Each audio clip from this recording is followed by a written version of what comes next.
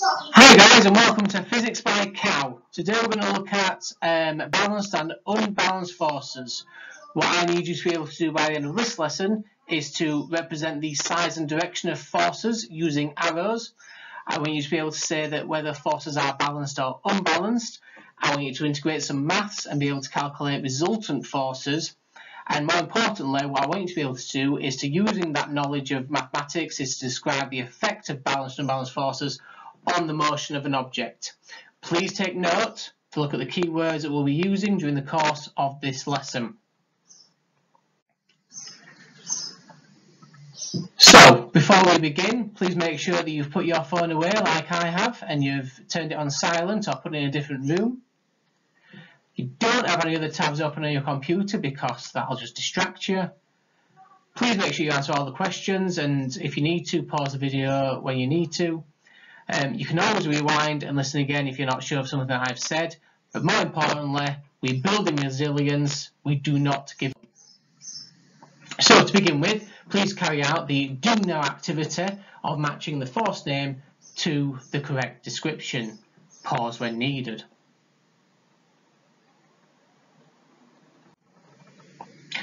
Here are your answers. Please correct whatever you've put down in your workbooks. And if there are any issues, please email your science teachers if you're unsure massively about one of the particular concepts. Magnetism is, of course, an attraction, pull towards, or a repulsion. It can do both things. Upthrust is something that a fluid can do to an object, and by fluid I mean a liquid or a gas. Weight is an attraction between two objects with mass, which is ultimately gravity, so weight would always be attractive. Air resistance, or any type of resistance, is something that opposes the flow of a motion against particles. Included with that is obviously water resistance. When you push against a water particle, it opposes your motion. Friction occurs between two objects that are moving against each other. Normal contact, the word normal actually means perpendicular, and so it's a perpendicular force that occurs from a boundary to yourself. And thrust is the force that we give an object to enable it to move in a particular direction. So balanced forces we need to look at. So if you've got an object that has two forces acting on it, so in this example we've got push of 10 newtons in one direction, but again we've got friction of 10 newtons in the other direction, and notice that they're both the same value. In this particular scenario, what we have to look at is what the object is doing to begin with naturally. So if you've got two forces acting on an object that are equal in size, we can say that the forces are equal. They are resultant, they are zero, they are balanced. If your object was still to begin with, and you apply balanced forces to it, it will continue to be still. You've always got to consider what the object is doing before we apply the forces. If you've got an object that is moving, it will continue to move at a steady speed if balanced forces are applied to it. The whole point of forces is if you apply a force to something, it can either change direction or change in its speed, either increasing or decreasing. So if you've got balanced forces, a moving object will keep going at the speed it's going at to begin with. If you've got unbalanced forces then, we can have a different scenario. So unbalanced forces are where you've got one force in one direction. Again, we are working laterally here, and we have to acknowledge certain forces exist in different directions. But for the example of the car, is that thrust is acting in one direction, but in the other direction you've got friction between the tyres and the road, and you've also got air resistance opposing the motion of that object, which is because the car is colliding with air particles as it moves. So if you've got unbalanced forces, we need to ascertain whether or not, right, where is the greater force acting? Is it in the forward direction of the vehicle, or is it in the backwards direction of the vehicle? So if you have a stationary object to begin with and you apply an unbalanced force, the object will start to move. Your basic example of that is the fact that if you apply thrust to a stationary object, it will begin to move forward. If your object is already moving and you apply unbalanced forces, so for example you may apply more thrust, then your moving object will accelerate. It will increase in its speed because you are applying more thrust in that forward direction. If you apply a force in the opposite direction, so for example hitting the brakes and applying more friction, that moving object will decelerate. You are creating a change in speed. The point of unbalanced forces is you can cause a change in direction or a change in the motion of the object. And so in this case, it's either acceleration or deceleration.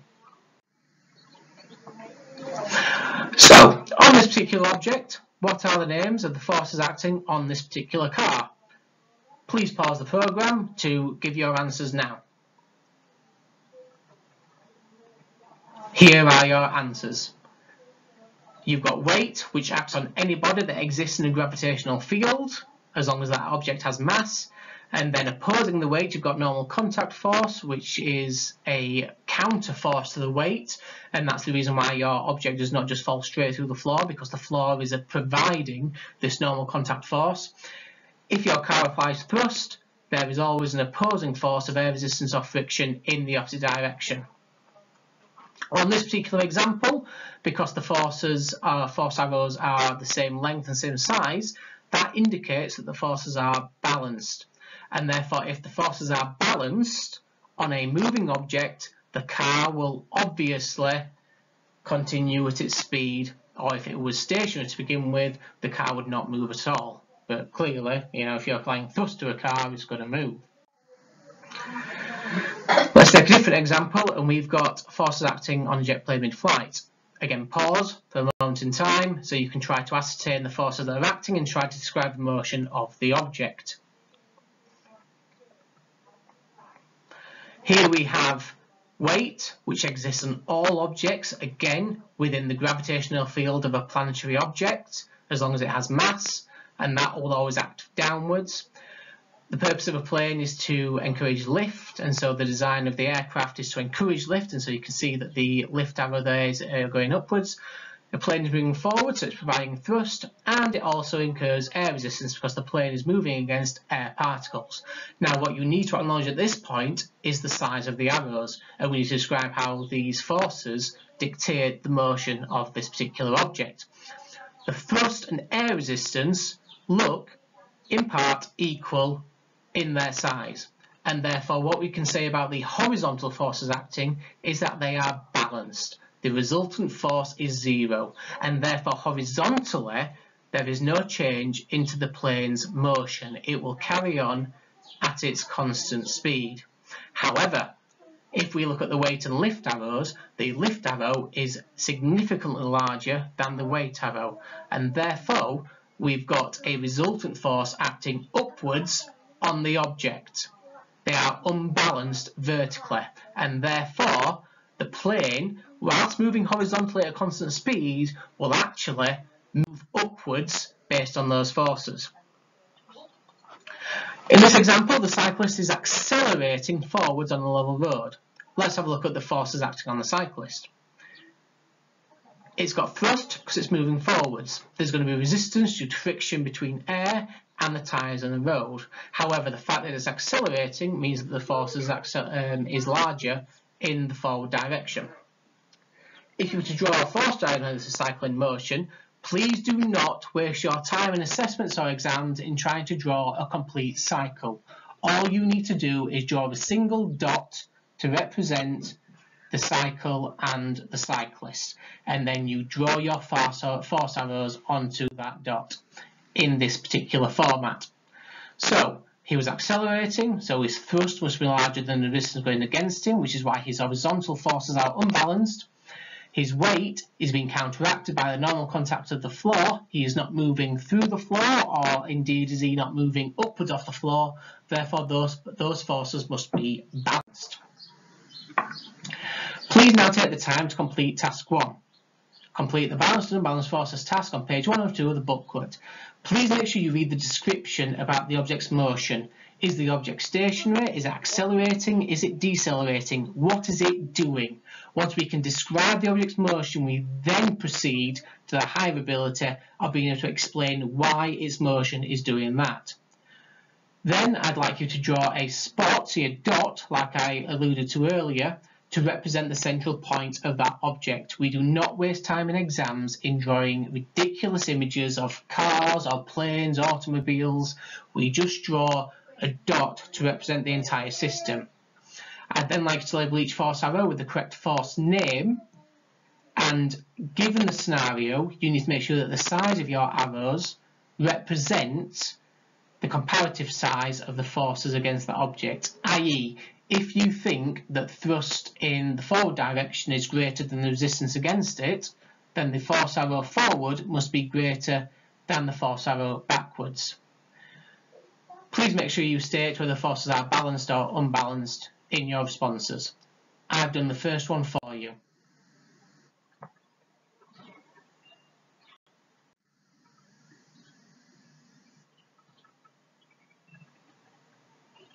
Please then proceed to go through the rest of the PowerPoint, which will look at the answers to these particular questions. And just to clarify, that if you've got an object that was originally stationary, i.e. not moving before forces were acted, so in this example we've got 100 newtons to the right, 50 newtons to the left on a stationary object, the object is going to move to the right because that's where the greater force is acting. The object will accelerate. If you've got unbalanced forces, which in this case we do because they are not equal, your object will always accelerate or decelerate. If you want to look mathematically, we can look at resultant forces, which is where we actually look at the mathematics, and ultimately this is just addition and subtraction. So in this particular example, I've got 100 newtons to the right, 50 newtons to the left, therefore the resultant is the larger, take away the smaller. What you must always do is ensure that you indicate a direction for your resultant force. So in this scenario, I've got 100 newtons to the right, 50 newtons to the left, and therefore I've got a resultant of 100 take away 50, which equals 50 newtons, but you must always include a direction, and in this scenario the direction is to the right. On this example then, please have a go at calculating the resultant force. Please pause before I continue. So number one, calculate the resultant force. We have 70 newtons to the left, 75 newtons to the left, 70 newtons to the right, and therefore 75 take away 70 is 5 newtons. However, you must always include a direction, therefore it is 5 newtons to the left. What will happen to this object then if it was originally stationary before the forces acted? Well, the object will begin to move, because if you've got unbalanced forces, you always cause a change in the motion of an object. However, you've got to be more explicit, and in this case, because you've got an object that is originally stationary, it will start to accelerate to the left. Please try another example. Pause again if you need to. In order to calculate the resultant force, we've got 85 newtons to the left, 95 newtons to the right. Therefore, the resultant force is a larger take away the smaller, so 95 take away 85 equals 10 newtons, and you must indicate a direction, therefore it is 10 newtons to the right. If the object was originally moving before these forces acted, and let's for example say it was moving to the right before these forces acted, we now have a situation where the resultant force is acting in the same direction as the motion of the object, and therefore what that object will do is it will accelerate in that direction. If you have unbalanced forces acting in a particular direction, then it will accelerate in that direction. Another example. Similar skills, please test them. Pause if needed. On this particular object, we've got 80 newtons acting to the left and 60 newtons acting to the right. Therefore, to calculate the resultant force, we do larger take away smaller, so 8 take away 60 equals 20 newtons to the left. Now, to make this more difficult, this object was originally moving to the right, so it was going in the direction of the 60 newton, the red force arrow. Therefore, we've now got a resultant force that is acting in an opposing way to the motion of the object. what will happen to that object. Now we know that unbalanced forces already impact on the motion or direction of a particular object. Therefore, we've got 20 newtons acting to the left. The object was moving to the right. And so if you've got a force that is going against the motion of the object, it will start to decelerate. It will slow down because we've got that resultant force acting against the motion of the object. Another example. Now on this one you can clearly see that we've got 60 newtons acting in the right, 60 newtons acting to the left. Calculate the resultant, and again the fundamental concept here is that the resultant force is the difference between the two opposing forces, or any forces that act on an object. Therefore the resultant here would be 60, take away 60, which is 0 newtons. You do not need to include a direction when the resultant is 0. What we do, however, need to do is explain the motion of an object if balanced forces are acting. Because if you've got a 0 resultant, you have balanced forces. So in this scenario, the question I pose to you is what will happen to the object if it was originally moving to the right before the forces acted. So this object is moving to the right. So you can imagine this as a car that has got a forward thrust of so much force with an opposing air resistance acting against it that are balanced. And so if this car or this object is moving to the right and unbalanced forces act on it, it will continue to do what it was already doing, and therefore it will move at the same speed that it was moving at prior to the forces being applied. Please now take the time to complete the resultant forces activity on page 3 of the booklet, and there are your answers. This is and section 2 of the answers. And finally, complete the sentences, please. Pause to enable you to do this.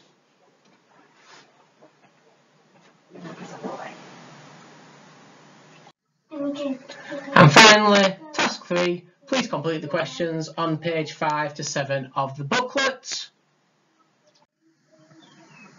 And for further reading, please follow the attached hyperlink for some interesting ideas surrounding force and unbalanced.